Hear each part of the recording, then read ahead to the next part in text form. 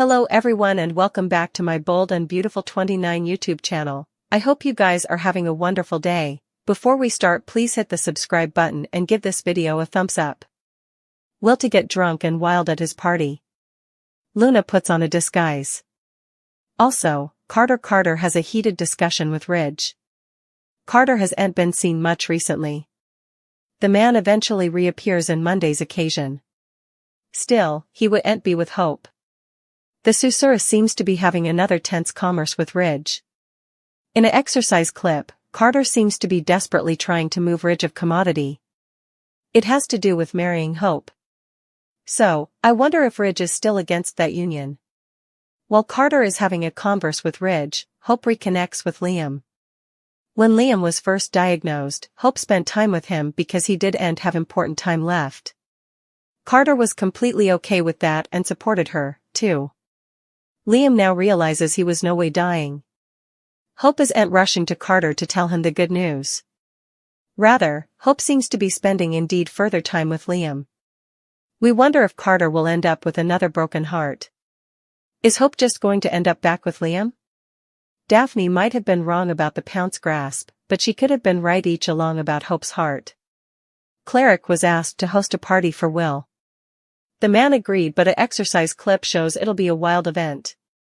There are tons of alcohol bottles and dancing 20-somethings. So, it's clear that Will presumably gets drunk at this party. Lee is scarified when Luna goes missing. She calls Sheila with some horrifying news. The good croaker explains that Luna is gone. Also, an exercise clip shows a disguised Luna hanging out at Will's party. I've a bad feeling that Luna is going to get a drunk while in bed. That will be heartbreaking for Elektra, who's induced he's the man of her dreams, so stay tuned. Luna, as it looks like she might be the luckiest girl that this fictional city of Los Angeles has seen in a veritably long time. Both of Luna's grandmothers, Sheila and Lee, were incredibly happy to see that their cherished granddaughter was walking and talking again after she was nearly accidentally shot dead by Liam. But then's the thing, Luna also shot Liam and her grandmother Sheila in the crossfire. Shouldn't she be heard to jail rather of talking about wanting to singe Eiffels with her grandmothers? Sheila wanting to do anything to make her granddaughter happy. Firing people and getting shot wasn't enough to make Luna stable, so she's still obsessing over Will. In fact, he's each she can suppose about as she recovers in the hostel room. Lee and Luna don't feel as close as Sheila and Luna, so Luna finds herself passing in the grandmother she's closest to. Sheila knows just how smitten Luna is with Will, but she discouraged her from going after him when she realized that Will is just not all that into her. Will is each about Elektra and doesn't indeed suppose about Luna presently, except to be relieved that she's dead. Of course, she isn't dead, so Will and Elektra may be in for a big surprise sooner rather than laterally, so they had better watch their tails. When Katie stops by Il Giardino to plan a party for Will, Sheila overhears the discussion Katie has with Cleric and the bus start turning in her head. Can she use this party to her advantage? Perhaps it can be a way for Luna to eventually hitch Will. Should Luna make some kind of debut at this party? Still, she has to make sure that the Bobbies aren't going to arrest Luna the alternate anyone knows that she's alive, if that's what Sheila has in mind. What strings can Sheila manage to pull to make that be? Cleric managed to get Sheila out of a jail judgment many times back. Can he do it again? Would he indeed want to, considering his passions about Luna killing his two stylish musketeers? Sheila is going to have to be careful if she wants to pull this off, but she's determined to make effects up to Luna the stylish that she can. Bill doesn't realize that he'll have to deal with the alternate, more profound shock. Grace no way intended to kill his son, but the no way dead Luna did. Liam dramatic discussion with his father happed with Hope in the room. That backup signified and links to another developing story.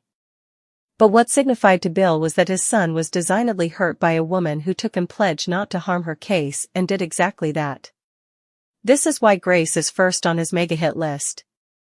Why didn't Grace communicate the authorities? The simple answer is that she was spooked and not allowing straight. She believed the elaborate ruse about Liam having a brain excrescence would beget Bill to forcefully help her, which he did. But Bill didn't know that the million bones He electronically transferred to Grace went to her ex-husband's bookie. Yes, Reese gambling debt plot, which began times agone, is still being booby-trapped in day. Bill probably would have helped Grace if she had conducted rationally or acted with honesty. All she had to do was inform the police that she was hovered and be written through a plot line where Liam learned about the trouble she was facing. He could have bare that to Bill, and there would have been no need for the taradiddle she told. This time around, Sheila and Lee are in alignment. Unlike the time when Lee prevaricated about Finn's death, Sheila has no interest in physically attacking Lee or driving her into the water during a high-speed auto chase. The ladies watch about Luna because she's their family. They concertedly condemn Poppy for Luna's veering out course and are overjoyed that their collective presence led to this awakening, which had deeply adulatory undertones. Bill was moved by Liam's putatively imminent death.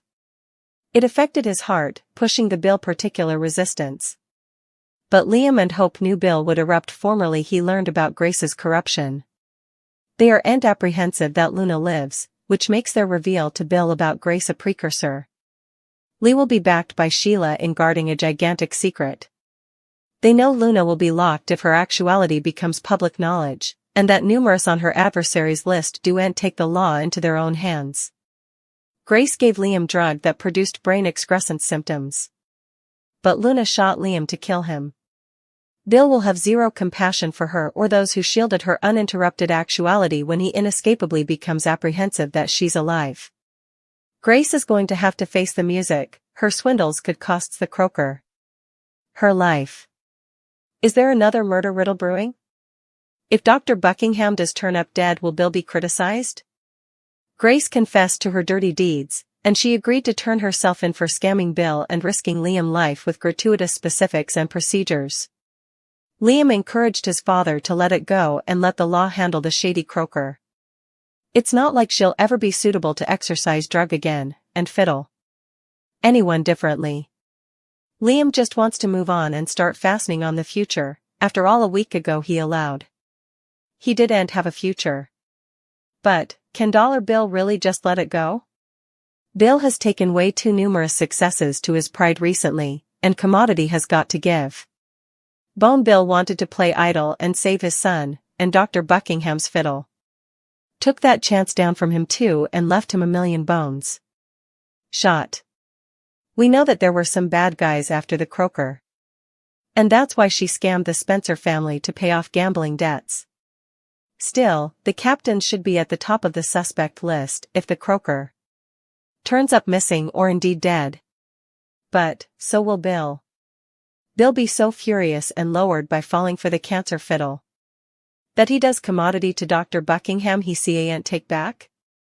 Lee and Sheila compliment each other for Luna returning to the land of the living. Luna doesn't understand how she's still alive, and Sheila says Lee gave her a chance at starting a new life. Ivy and Electra are rejoicing in Luna's death. They shift to drooling about Liam, and Ivy is thrilled. She knows ultramodern drug cured him but notes he's the strongest man she has ever known. Katie and Will are agitating Brooke's big fall in Italy along with Liam's phenomenon cure. Will thinks Grace's phenomenon cure is amazing.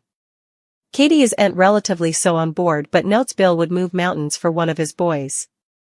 Liam apologizes to Bill for being bilked out of a million bones. He blames her for nothing, saying the emotional scars that came from Grace's ruse are the true tragedy. Liam mentions Grace's children, but Bill doesn't give a damn about any of it as it was at her son's expenditure. He wants to call the police, but Liam and Hope says Finn has formerly attended her there.